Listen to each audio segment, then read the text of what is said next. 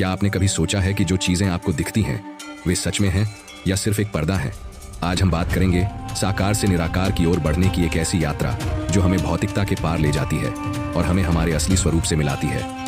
आज की यह वीडियो कुछ खास है क्योंकि यह सिर्फ जानकारी नहीं देगी बल्कि आपको एक नई दृष्टि देगी, एक ऐसी दृष्टि जो आपको खुद से जोड़ेगी। तो वीडियो को अंत तक देखें और अगर आप भी भगवान शिव के परम भक्त हैं तो कमेंट में हर हर महादेव जरूर लिखें और इस दिव्य यात्रा पर चलने से पहले इस चैनल को सब्सक्राइब अवश्य करें क्योंकि यह यात्रा साकार से शुरू होकर निराकार तक जाएगी। आइए चलते हैं इस दिव्य यात्रा पर। क्या भगवान का कोई रूप होता है? क्या वह किसी आकार में बंधा हुआ है या फिर वह निराकार, अनंत और असीम है? यह सवाल हमेशा से आध्यात्मिकता के सबसे गहरे रहस्यों में से एक रहा है। जब हम मंदिरों में जाते हैं, मूर्तियों की पूजा करते हैं, तो क्या हम सच में भगवान को देख रहे होते हैं या यह केवल हमारी भक्ति की एक अभिव्यक्ति है? वेदों में कहा गया है, एको हम द्वितीयो नास्ति, यानी मैं अकेला हूं, मेरे अलावा कोई दूसरा नहीं। इसका अर्थ यह हुआ कि ईश्वर केवल एक स्वरूप में सीमित नहीं हो सकते। वह हर जगह है, हर चीज में समाये हुए हैं और फिर भी किसी एक चीज तक सीमित नहीं है। वेदांत कहता है कि जो भी दिखता है वह परिवर्तनशील है और जो परिवर्तनशील है वह स्थायी सत्य नहीं हो सकता। तो क्या सच में कोई ऐसा अस्तित्व है जो हर समय, हर काल में एक सा रहता है?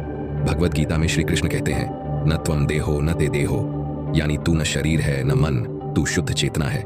जब हम खुद को शरीर मानते हैं तब हम सीमाओं में बंध जाते हैं, लेकिन जब हम समझते हैं कि हमारी असली पहचान शरीर से परे है तब हम निराकार सत्य के करीब पहुंचने लगते हैं।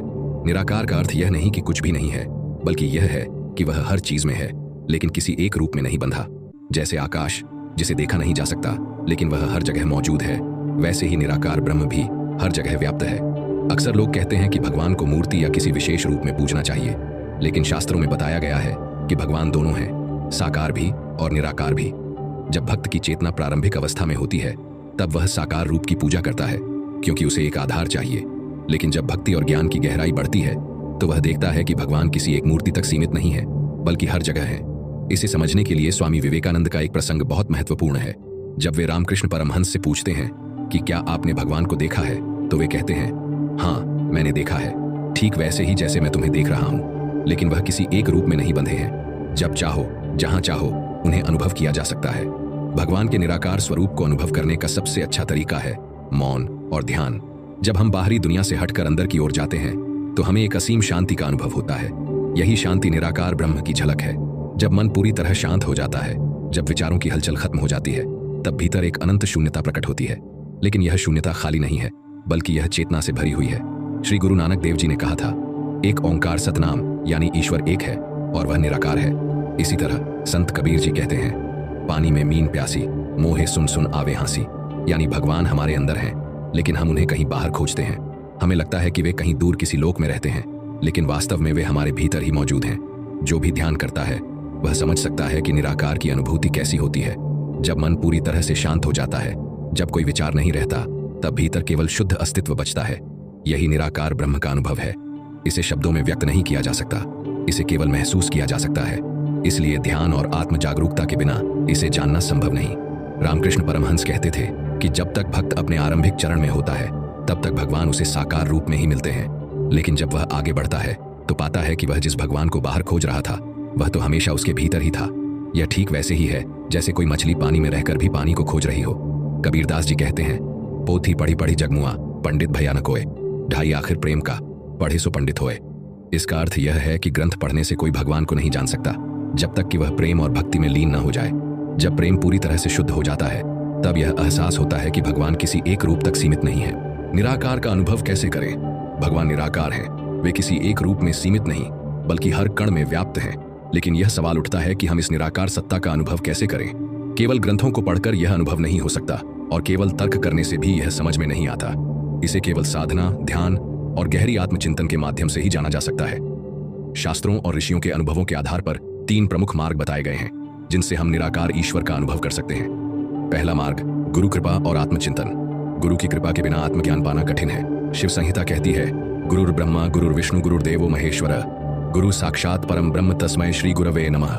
गुरु ही वह दीपक हैं जो अज्ञान के अंधकार को मिटाकर सत्य की ज्योति जलाते हैं। वे हमें बाहरी संसार से ध्यान हटाकर भीतर देखने की शिक्षा देते हैं। जब हम गुरु के बताए मार्ग पर चलते हैं तब धीरे धीरे हमें यह एहसास होने लगता है कि हम जो बाहर खोज रहे थे वह पहले से ही हमारे भीतर था। आत्मचिंतन भी उतना ही महत्वपूर्ण है। अगर हम हर दिन कुछ क्षण मौन रहकर सोचें, मैं कौन हूं, यह शरीर नहीं, यह मन भी नहीं, तो फिर मैं कौन, तो यह प्रश्न हमें गहराई में ले जाता है। ऋषियों ने कहा है कि जब यह प्रश्न गहराई से किया जाता है तब मन की हलचल शांत होती है और आत्मा का प्रकाश प्रकट होता है। दूसरा मार्ग, ध्यान और मौन साधना। ध्यान ही वह साधन है जिससे निराकार ईश्वर का अनुभव संभव होता है। भगवद गीता में श्री कृष्ण कहते हैं, समम कायशिरो ग्रीवम धारयन् जलम स्थिर, अर्थात शरीर, सिर और गर्दन को सीधा रखकर स्थिर होकर ध्यान करो। जब मन की चंचलता समाप्त होती है तब ध्यान गहराता है और निराकार की झलक मिलने लगती है।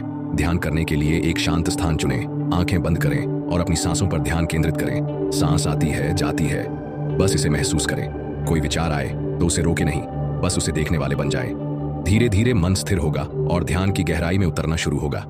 श्री रामकृष्ण परमहंस कहते थे, जब ध्यान गहरा होता है तो साधक को लगता है जैसे वह विशाल शून्य में खो गया हो। कोई रूप, कोई रंग नहीं, केवल शुद्ध चेतना। यही निराकार ईश्वर का अनुभव है। जब मन पूरी तरह से शांत हो जाता है तब हम उसे अपने भीतर महसूस कर सकते हैं। तीसरा मार्ग, मंत्र जाप और भक्ति का गहरा भाव। शुद्ध हृदय और प्रेम से किया गया मंत्र जाप हमें निराकार के करीब ले जाता है। जब हम ओम का जाप करते हैं तो यह ध्वनि हमें साकार से निराकार की ओर ले जाती है।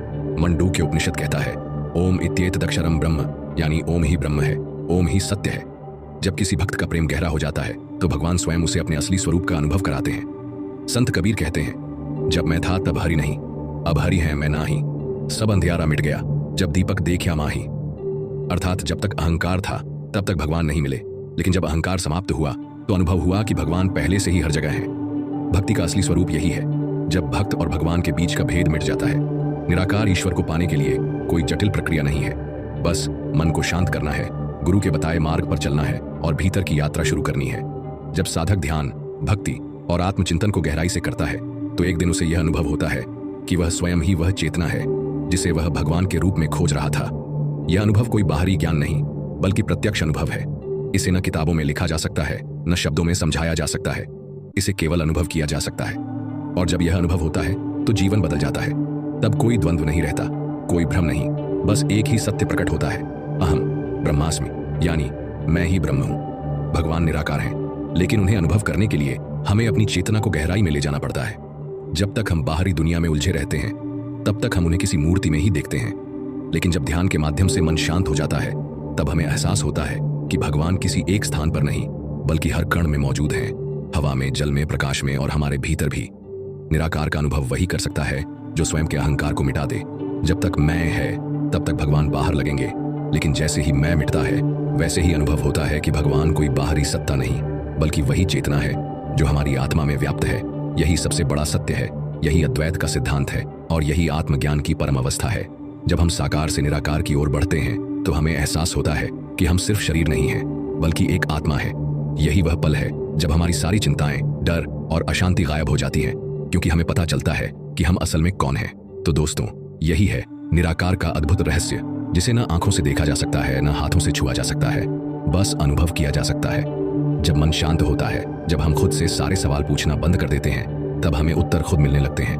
तब समझ आता है कि जिसे हम बाहर खोज रहे थे वह तो हमेशा हमारे भीतर ही था। अगर ये ज्ञान आपके भीतर किसी नई रोशनी की तरह जगमगाया हो तो हमें जरूर बताइए।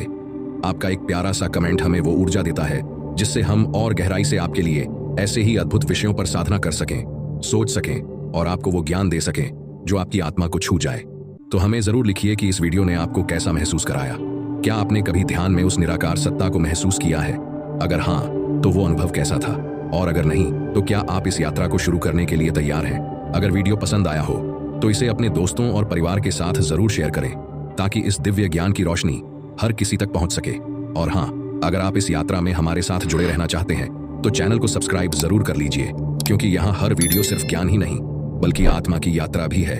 हर हर महादेव, जय महाकाल।